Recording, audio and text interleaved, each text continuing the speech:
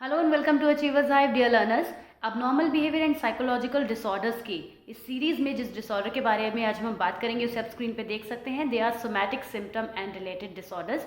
आज इस पूरे वीडियो में हम डिफरेंट टाइप के somatic symptoms and related disorders की बात करेंगे और बहुत डिटेल में बात करेंगे। Before I start the class I would like to thank you all for such a wonderful feedback about this series and the notes that you are getting and I am really happy कि ये notes आपके बहुत ज़्यादा काम आ रहे हैं, explanation आपको पसंद आ रहा है। So thank you so very much, keep supporting like this like you always do. तो चलिए आज की क्लास हम स्टार्ट करते हैं।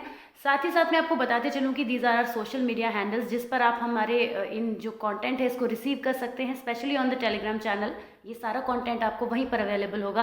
तो चलिए आज की क्लास हम स्टार्ट करते हैं। पहले देख लेते हैं कि आज हम पढ़ने क्या वाले हैं। We will cover these topic. सबसे पहले सोमैटिक सिम्टम्स क्या होते हैं, एक एक वर्ड का मीनिंग मैं आपको एक्सप्लेन करूंगी, इसका इंट्रोडक्शन, इसके कॉजेज क्यों होते हैं, ये जो डिसऑर्डर्स होते हैं ये बताएंगे, और उसके बाद कुछ स्पेसिफिक टाइप्स हैं जिनको आज के इस वीडियो में हम कवर करेंगे। हो सकता है वीडियो थोड़ा सा लेंदी हो जाए, लेकिन अगर आप पूरा वीडियो को from the beginning to last देखते हैं तो एक ही बारी में वन शॉट में आपको सारे ही somatic symptom and related disorders बहुत अच्छे से क्लियर हो जाएंगे। तो चलिए हम स्टार्ट करते हैं। पहला जो हमारा टॉपिक है that is somatic symptom and related disorders होते क्या हैं।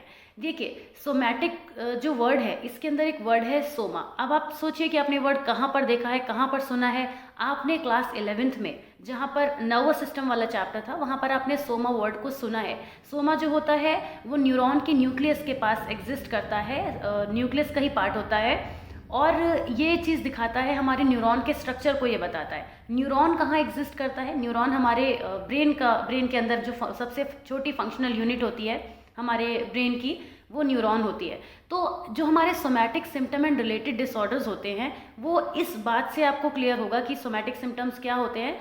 जो सारे सिम्टम्स हमारे दिमाग के यानी हमारे ब्रेन की फंक्शनिंग पर डिपेंड करते हैं। हम ये सोचते हैं कि ऐसा है, रियल में वो प्रॉब्लम होती है नहीं होती है ये हम बाद में बात करेंगे, लेकिन ये सब कुछ हमारे दिमाग से रिलेटेड जो होते हैं वो प्रॉब्लम होती है। Somatic symptom and related disorder is a name for a group of conditions in which the physical pain and symptoms a person feels are related to psychological factors। जैसा कि मैंने अभी आपको बताया कि हमने जो न्यूरॉन से सोमा वर्ड लिया वहीं से सोमैटिक बना है। तो सोमैटिक सिम्टम का मतलब होता है कि फिजिकल सिम्टम्स फील होना। हमें हमारा दिमाग ये कह रहा है कि वो फिजिकल सिम्टम्स हमें फील हो रहे हैं, हम महसूस हो रहे हैं, बट एक्चुअल में वो एग्जिस्ट नहीं करते। ये कहलाते हैं somatic symptoms. These are the conditions in which there are physical symptoms in the absence of physical disease। Problem exist नहीं करती है पर पर्सन उन फिजिकल सिम्टम्स को साइकोलॉजिकली फील करता है। वो बहुत स्ट्रांगली, बहुत डीपली ये मानता है कि ये सिम्टम्स वो फील कर रहा है। तो वो सारे सिम्टम्स जो पर्सन साइकोलॉजिकली फील करता है अबाउट द फिजिकल हेल्थ वो कहलाते हैं सोमैटिक सिम्टम्स। तो एक चीज़ तो यहाँ पे पहले आपको ये क्लियर हुई कि सोमैटिक सिम्टम्स क्या होते हैं। देन उससे रिलेटेड जो जो डिसऑर्डर उससे फॉर्म होते जाते हैं they are the related disorders. तो इसीलिए हमको बोलते हैं somatic symptoms and related disorders. In these disorders a person experience psychological difficulties and complaints of physical symptoms for there is no biological cause. उसका कॉज साइकोलॉजिकल होता है, biological cause नहीं होता। कई बार पर्सन को ये फील होता है कि उसकी बॉडी में किसी तरीके का पेन है, किसी तरीके का कोई भी उसको प्रॉब्लम बहुत ज़्यादा फील होती है, लेकिन जब वो डॉक्टर के पास जाता है तो वो चीज़ें ट्रेस हो नहीं पाती क्योंकि उसका कोई बायोलॉजिकल कॉज नहीं होता है। तो कुछ इस तरह के जो सिम्टम्स होते हैं वो somatic symptom and related disorders के अंदर देखने को मिलते हैं। In people who have a somatic symptom and related disorders, medical test results are either normal or don't explain the person's symptoms। देखिए ये चीज़ अभी हमने बात करी कि अगर पर्सन टेस्ट कराता है या मेडिकल टेस्ट जो उसके होते हैं या तो वो नॉर्मल निकल कर आते हैं या फिर वो पर्सन जो एक्सप्लेन कर रहा है वो होते ही नहीं है। लेकिन इसके बावजूद जो पर्सन है वो कंटिन्यूस उस प्रॉब्लम को कैरी करता है। ऐसा नहीं है कि उसको मेडिकल टेस्ट दिखा दिया तो वो मान लेगा, क्योंकि उसकी तो प्रॉब्लम साइकोलॉजिकल है तो वो तो एग्जिस्ट कर ही रही है। People who have the disorder may have several medical evaluations and tests to be sure that they don't have another illness।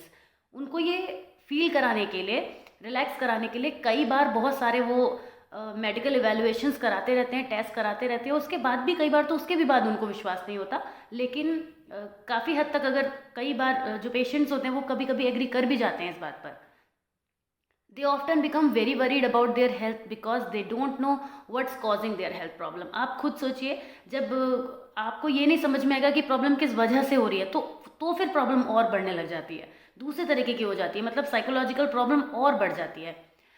There symptoms are similar to the symptoms of other illness and may last for several year. जो somatic symptoms होते हैं ये दूसरी illness की तरह से ही symptoms होते हैं, और क्योंकि साइकोलॉजिकल ज़्यादा होते हैं तो इंसान दिमाग से ज़्यादा परेशान रहता है बजाय कि फिजिकली, मगर उसको ये महसूस होता है कि उसको फिजिकल प्रॉब्लम है। People who have a somatoform disorder are not faking their symptoms, the pain they feel is real. वो पेन जो वो फील कर रहे हैं, एक्चुअल में वो पेन को फील जो करते हैं वो पेन उनको कहीं दिखता नहीं है, ना वो उसको एक्सप्रेस कर पाते हैं, बट जो इंटरनली वो फील करते हैं साइकोलॉजिकली वो बहुत ज़्यादा रियल होता है। तो हम ये नहीं कह सकते हैं कि वो कोई फॉल्स स्टेटमेंट बना रहे होते हैं। बात करते हैं कि कॉजेज़ क्या होते हैं सोमैटिक सिम्टम और रिलेटेड डिसऑर्डर्स के। तो फैक्ट ये है कि no one knows exactly why symptoms of somatic symptom and related disorder appear. ये चीज़ अभी तक फिगर आउट नहीं हो पाई है। In some cases there may be a problem with the nerve impulses that send signal of pain, pressure and other unpleasant sensation to the brain. यहाँ पर प्रॉब्लम हो सकती है। जैसे कि अभी हमने सोमैटिक वर्ड में समझा था कि न्यूरॉन में जो सोमा होता है वो एक हम न्यूरॉन के फंक्शनिंग को बताता है। आपको भी पता है कि एक न्यूरॉन जो होता है वो दूसरे न्यूरॉन से कनेक्ट होता है, न्यूरोट्रांसमीटर्स डिफरेंट हार्मोन्स रिलीज करते हैं। तो यहाँ पर कोई प्रॉब्लम हो सकती है जिसकी वजह से बॉडी जो है वो प्रॉपर फंक्शनिंग में नहीं वर्क कर पाती। We do know that the pain and problem caused by somatic symptoms are related disorders are real. ये कोई इमेजिनेशन नहीं होती है। जो भी पेन और प्रॉब्लम इसके साथ कॉज होती है इनकी वजह से, वो पर्सन को जो फील होती है वो रियल होती है। Like any medical problem, somatic symptoms and related disorder often run in families, they also tend to come and go over time. ऐसा भी होता है कि कई बार पर्सन को सोमैटिक सिम्टम्स जो होते हैं वो फील होते हैं, हेरिडिटी में फील होते हैं, और डिफरेंट मेडिकल प्रॉब्लम की तरह से ही ये सिम्टम्स होते हैं, और ये हो सकता है कुछ टाइम के लिए ही होके चले जाएं, बट किसी भी पर्सन को ये फील हो सकते हैं। अब हम बात करेंगे कि सोमैटिक सिम्टम्स डिसऑर्डर्स क्या होते हैं, एग्जैक्टली क्या होते हैं, इनके बारे में बात करेंगे। देखिए, सोमैटिक सिम्टम डिसऑर्डर्स को हम और भी नेम से जानते हैं, सोमेटाइजेशन डिसऑर्डर और somatoform disorder. Somatization disorder usually involves pain and severe neurological symptoms such as headache, fatigue, या फिर और भी चीज़ें हो सकती हैं। कि सोमेटाइजेशन डिसऑर्डर में पेन और न्यूरोलॉजिकल सिम्टम्स सबसे ज़्यादा महसूस होते हैं पर्सन को। डाइजेस्टिव सिस्टम की प्रॉब्लम हो सकती है, जैसे कि nausea, vomiting, abdominal pain, constipation, diarrhoea. इसके अलावा सेक्सुअल सिम्टम्स भी हो सकते हैं such as pain during sexual activity, extremely painful periods in women. तो ये सब भी सिम्टम्स होते हैं जो सोमेटाइजेशन डिसऑर्डर में देखने को मिलते हैं। People who have a somatoform disorder are not faking their symptoms, जैसे हमने आपको पहले भी बताया कि वो उसको फेक नहीं कर रहे होते हैं। वो पेन जो उनको फील होता है साइकोलॉजिकल लेवल पर, वो उनके लिए एकदम रियल होता है। इसके बाद हम बात करेंगे कि इलनेस एंग्जाइटी डिसऑर्डर क्या होता है। जैसे कि नाम है, इलनेस से होने वाली एंग्जाइटी, जब वो इतनी ज़्यादा कह सकते हैं कि हायर लेवल की हो जाती है तो वो इलनेस एंग्जाइटी डिसऑर्डर बन जाता है। इसको पहले हाइपोकॉन्ड्रियासिस भी कहते थे, और अब इसका जो नेम है वो मॉडिफाई होकर इलनेस एंग्जाइटी डिसऑर्डर जाना जाता है। हाइपोकॉन्ड्रियासिस या फिर इलनेस एंग्जाइटी डिसऑर्डर तब होता है when a person believes that normal body functions या फिर माइनर सिम्टम्स किसी बड़ी सीरियस डिसऑर्डर के सिम्टम्स हैं। मतलब उसको अगर छोटे मोटा कोई प्रॉब्लम हो भी रही है तो उसका बिलीव ये है कि ये एक बहुत बड़ी प्रॉब्लम है, और इस चीज़ को लेकर जो वो एंग्जाइटी जनरेट करता है, anxiety related to the illness. Illness is there, ऐसा नहीं है कि यहाँ पे कोई इलनेस होती ही नहीं है, पर उस इलनेस की जो एंग्जाइटी होती है, वो जो एंग्जाइटी होती है वही डिसऑर्डर होता है। तो इलनेस एंग्जाइटी डिसऑर्डर क्या है? The anxiety about the illness. To a person who has hypochondriasis, a grumbling stomach may mean stomach cancer. किसी पर्सन को हेडेक हो रहा है तो उसको लगता है मुझे ब्रेन ट्यूमर हो गया है। ऐसा लोगों में बहुत देखने को मिलता है। Illness anxiety disorder is a very common problem, क्योंकि कई बार ऐसा भी होता है कि कुछ हमारे बॉडी के कुछ ऑर्गन्स ऐसे होते हैं जिनमें अगर हमें तकलीफ महसूस हो तो माइंड जो है वो बहुत बड़ी बड़े पिक्चर सिनेरियोज बना लेता है। जैसे किसी पर्सन को स्टमक में पेन हो रहा है, उसने डॉक्टर से जाके मेडिसिन ली, डॉक्टर ने कहा कि आपको गैस्ट्रिक हो सकती है, कोई और प्रॉब्लम हो सकती है। दवाई लेने के बाद भी वो पर्सन ठीक नहीं हो पा रहा है, तो अब वो नेक्स्ट स्टेप सोचेगा, उसको लगेगा कि मेरे पेट में कुछ बड़ा इशू तो नहीं है। इस वजह से जो इलनेस होती है जब वो ठीक नहीं हो पाती, या थोड़ी इलनेस को भी जब पर्सन बहुत बड़ा बना लेता है, तो हम उसको बोलते हैं illness anxiety disorder. The person is preoccupied with having an illness or getting an illness, constantly worrying about their health. They may frequently check themselves for sign of illness and take extreme precautions to avoid health risk. लोग बहुत ज़्यादा इसमें precautionary level पे चले जाते हैं, जिन्हें ये डिसऑर्डर होता है, they have a persistent fear that they have a serious of life threatening illness. इनको बार बार ये भी लगता है कि अपनी डेथ के बारे में ये लोग बहुत ज़्यादा सोचने लगते हैं, क्योंकि अल्टीमेट लास्ट पॉइंट पर ही चले जाते हैं सोचते सोचते, बहुत ज़्यादा जब टेंशन ले लेते हैं, बहुत ज़्यादा एंग्जाइटी क्रिएट कर लेते हैं। तो इस तरह से हम देखते हैं कि इलनेस एंग्जाइटी डिसऑर्डर में लोग बहुत ज़्यादा एंग्जाइटी को क्रिएट कर लेते हैं। अब हम आते हैं कन्वर्जन डिसऑर्डर की तरफ। कन्वर्जन डिसऑर्डर, जिसको हम कहते हैं फंक्शनल न्यूरोलॉजिकल सिम्टम डिसऑर्डर, ये एक ऐसी कंडीशन होती है in which the symptoms affect a person's perception, sensation और movement with no evidence of a physical cause.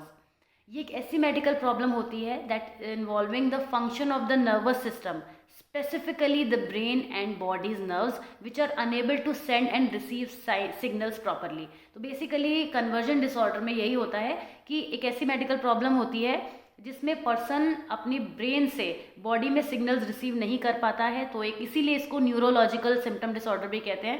Neurological functioning में जहाँ पर प्रॉब्लम आ जाती है वहाँ पर उसे कन्वर्जन डिसऑर्डर कहते हैं। कन्वर्जन डिसऑर्डर में a person may have numbness, blindness और ट्रबल वॉकिंग।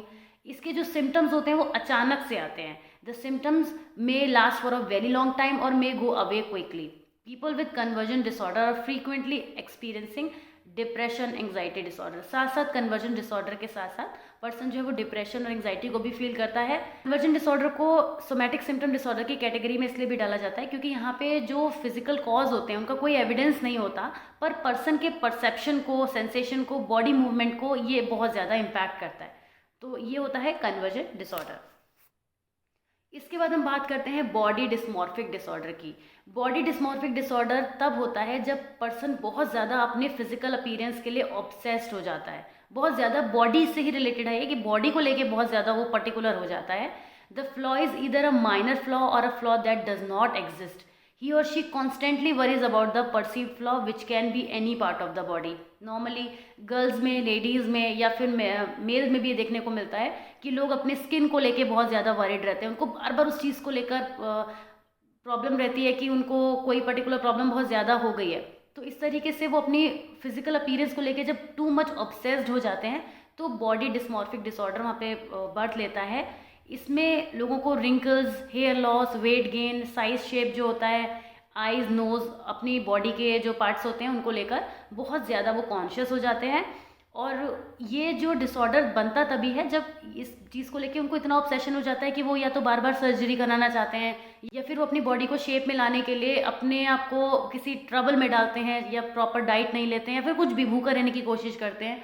तो इस तरीके का जब वो बॉडी को लेके बहुत ज़्यादा पर्टिकुलर हो जाते हैं, जो फिर उनके सिम्टम्स जो है वो नॉर्मल नहीं रह जाते, जो वो उनके एक्शन रिएक्शंस होते हैं वो नॉर्मल नहीं रह जाते, तब हम कहते हैं कि वो पर्सन बॉडी डिस्मॉर्फिक डिसऑर्डर से जो है वो सफ़र कर रहा है। नॉर्मल अपनी केयर करना डिसऑर्डर नहीं है, बट वो अगर केयर एक लेवल से भी ऊपर चली जाती है तो वो एक एबनॉर्मेलिटी बन जाती है, तब हम उसको बॉडी डिस्मॉर्फिक डिसऑर्डर कहते हैं।